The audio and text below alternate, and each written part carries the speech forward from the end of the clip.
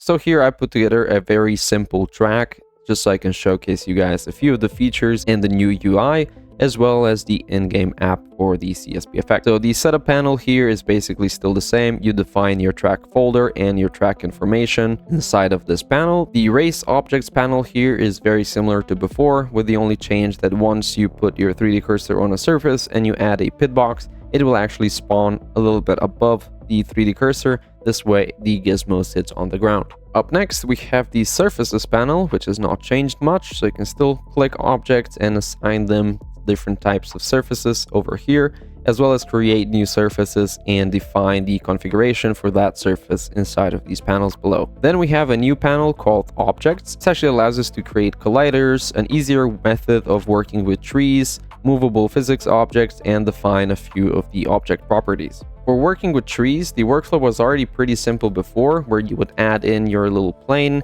you would scale it so you would get the trees that you needed on your track, and then you would have to do the whole workflow of make instances real and then put them inside of a collection and then process that collection.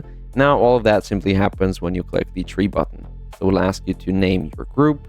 And as you can see, these trees are now individual objects that I can configure, and they're already good to go for Assetto Corsa. And inside the object properties, you will find some settings that already existed in the previous version. They were just tucked inside of this panel over here, which I think was not very easily accessible, so it was moved inside of the objects panel. Next, you're going to notice that the extra panel is missing. So that is because inside of the game, we now control all of the CSP features that we previously controlled from the Blender add-on. The only thing that kind of still makes sense to place inside of Blender are the CSP lights. So if I go ahead and add a little light just somewhere on the track here so it's easier to see, you can see that I can move these lights around, I can point them in any direction I want, and this is the light that will also get exported to the track. These lights are then configurable within the app itself. You can also place lights directly inside the game now, so there's sort of a both workflow. You can either place them inside Blender, if that's what you prefer, or place them inside of the game. Up next is the export panel, inside which we will now find the auto setup materials button that was previously in the material editor tab. So if I go ahead and click this, it will auto set up all the shaders that my track uses. So you can still control all the values here inside Blender at export. So these are the values that will be baked to the objects themselves inside the KN5, and then you can use the in-game material editor to tweak them to your liking, so you can also see exactly how they look in game. Up next is the scan for issues panel. This has been reworked a lot to be a lot more performant. So if we scan for issues, we'll get a little notification of various information, warnings, and critical issues that our track could have. And there's a few more things that have fix buttons, so you can quickly adjust for those, as well as to not have to rescan each time. You can also just view the issues if you're just manually adjusting them over here. The export has been drastically sped up. So if I go ahead and export this, you will see that now we get a little preview window for the export itself, and it is now just a few seconds for this track. While it is simple, it also is much faster for more complex tracks. The layouts are still the same, so you can create multiple layouts for your track where you combine separate KN5 files. And I also encourage people to start using this method over here, even if your track only has a single layout. This way you can, for example, export only the track and ground layers like this as one KN5, all your trees as a separate KN5, and so on. And this way you can reduce the export times even more. Because for example, if I just take this object and I move it here, I would just re-export the KN5 file that holds this object or these objects instead of the entire track. Up next, track images has not been touched, so it's exactly the same as it was. And the import track feature has gotten some improvements to the shader as well as the import performance. And now when we load into Assetto Corsa, we can see that our track looks exactly the same as it did in Blender. And now I can show you the Fluffy's track editor app. So this is an app inside Assetto Corsa. It will live on the app shelf, and it allows you to configure a lot of these CSP features that tracks use directly in game, so you actually see what you're doing. First thing I will set up here is the grass effect, and the way we do that is if we hold Alt and then left click on objects, you will actually be able to select different objects that you can then use inside of the app. So if I go ahead and select my terrain here, add a grass effect section and use the picked material. Let's also set up the auto non-grass. You will see that we start getting some grass. I'll increase the size so it's easier to see what we're doing. And as you can see, this makes much more sense to be able to control these values directly from within the game as opposed to have these values on the Blender add-on. This way, things like adjusting your green saturation to spawn grass on parts that are green or not green is much easier. Up next, let's set up the water effect. So if we go over to our plane here, select it and add a water group and use the picked material, you'll see that we assigned it the water shader. You can of course add multiple water groups if you have multiple water bodies on your track, so that workflow is also simplified a lot. Next, we have the rain effects. So if I go ahead and change the weather here to something rainy, you'll see that the track looks pretty much the same as it did before. Whereas if I enable the rain effects and auto detect the materials, we'll see that the puddles start to form on the edges of our road, as well as the materials get darker when it starts to actually rain. And of course, all of this is also adjustable live in the game, just like everything else. Up next is the shader replacement. So if you click on any object inside your scene, you will see that these values show up for the shader.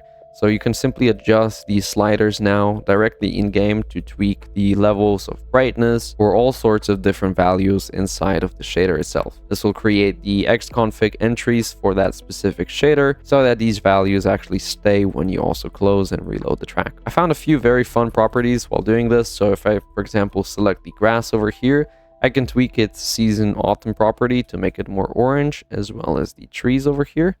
Now, if I move my mouse, the grass will turn orange as well. There we go. And just like that, we've made an autumn-themed version of our track. When you mess around with these values, I've also added these simple reset buttons here on the right side. So I'm able to just reset all of this back to how it was. So you can really play around with whatever you want to do to your tracks and then simply revert if you have done too much. The next section is for placing lights. So if I go ahead and make this darker now, I'm able to enter the place light mode. This now turns my mouse into a light placing utility.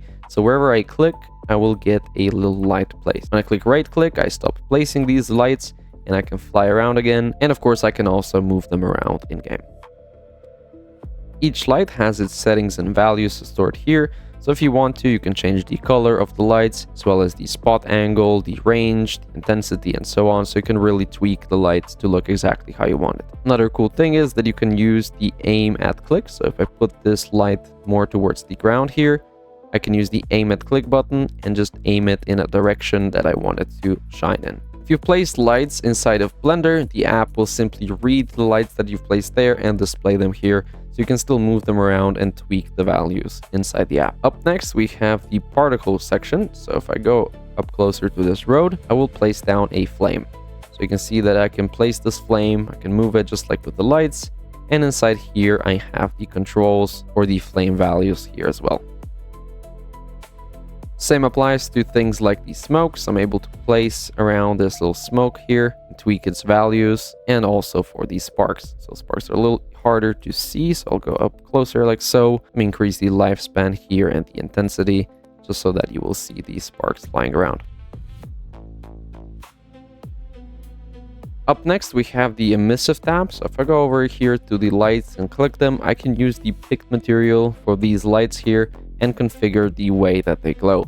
Now, I didn't separate the material here between the box and the light, so it's just all one texture, but you get the idea. With this, I can make lights glow, or any object for that matter. I can make shine in various colors, as well as have some conditions over here and all sorts of other controls. And then we have cameras. So the way that cameras work is, first, your track needs to have an AI line. You can do that by simply recording the AI line within the game now. So if I would start the default Assetto Corsa AI app, click start recording, I would drive my lap. It will take the edges of the roads and my driving line over here, and that way I have the AI line. Once we have that, we can use the in-game app to actually create the cameras. If I go over here inside the camera section, I can begin flying around just in free cam, like so, and click add camera to current view. This will create a camera at my viewpoint looking in the direction I was looking and using the focal length that I was using inside of Freeview. So I can simply fly around the track now and place various cameras around. So if I go do this, place one more here, add camera to view, you'll also see that these ribbons start to appear. You can control these ribbons manually. So if I go ahead and control the out point for this ribbon, this means that this camera will be active when it hits this point and it will follow the car all along this line. You could of course make the cameras also have a fixed point, so they won't follow the car. They will simply look in the exact direction that you've set them when you created it. So if I go ahead and place a few more cameras around the track over here,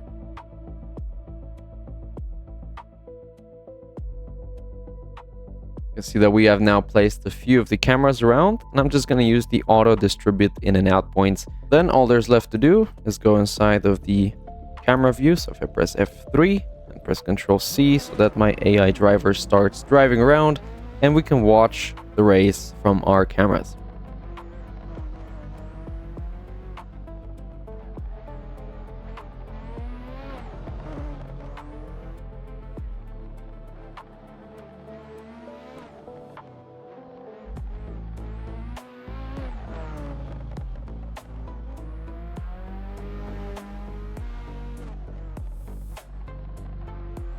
So obviously there's still a bunch of things to do, but right now the update is looking like it's on time for a release sometime next week. Still adding a few things like all these settings and values for the cameras, as well as cleaning up the UI and rooting out some of the bugs in here. So I think this gives you a pretty good preview on what the Assetto Corsa 1 track creation process will be like.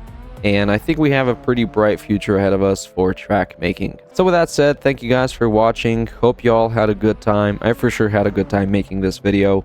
And as always, see you guys on the track. Bye bye.